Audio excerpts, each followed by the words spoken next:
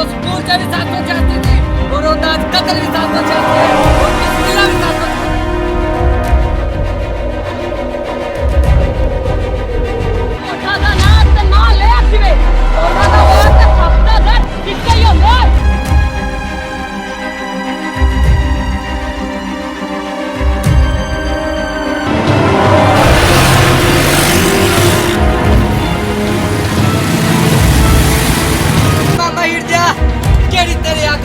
जेड़ी हथों टांग फुड़कती रहंदी है तेनू अगे भी रोकिया उन भी रोकिया ना नहीं फुड़काया कर पानी फेर दिया ना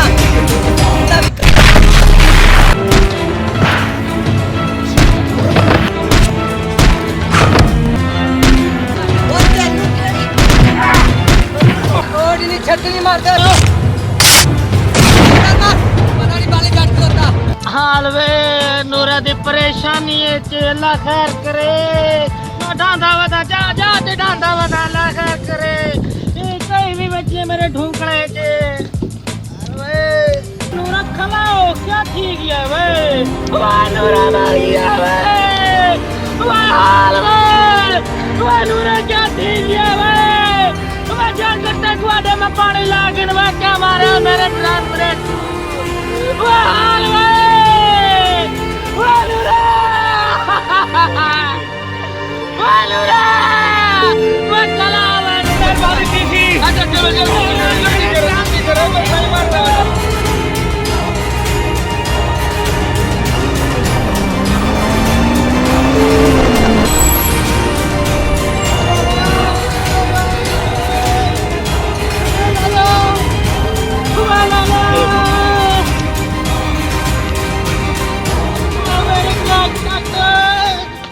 जी डॉक्टर अब्दुल गफारी बात कर रहा हूँ जी।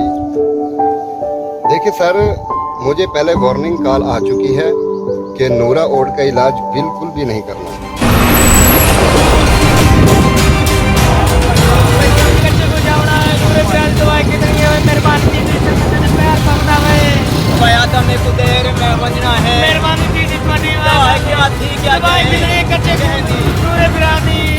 जल्दी में देखो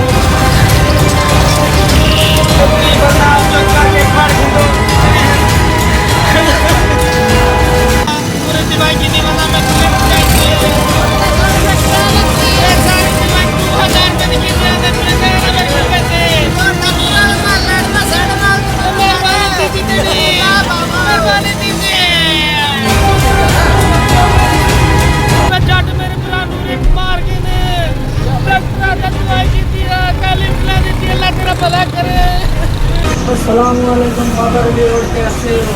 वालेकुम अस्सलाम, अल्हम्दुलिल्लाह ठीक ठाक। चल साहब आप सुनाए कैसे हैं? ठीक है, शुक्र है अल्लाह का। यार सुनिया नूरे ओड में बड़ा मारा है झगड़ा। घर में लड़ाई किस जगह की हुई? वो डाली बोलते हैं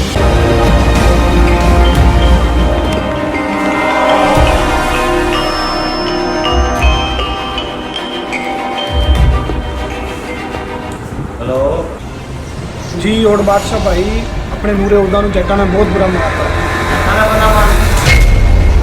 पानी की वजह से मार ला। पानी कोई मसला हो गया, पानी लाऊंगे ला नूरा कौन सा सुल्ताने उड्डा ने भेज ला नूरे उड्डा तो इन्हें बहुत बुरा मार ला है। तो अस्पताल में सारे डॉक्टरों को रोक ला इलाज कर रहे। बेटा जी काम जान लगे मैं यहाँ काम कर रहा हूँ। बेटा जी ऐसी कैसी मैं आने लगा मैं ठीक है मैडम ऊपर लाऊंगा, मैडम बैठना होटल पर तो जल्दी आया।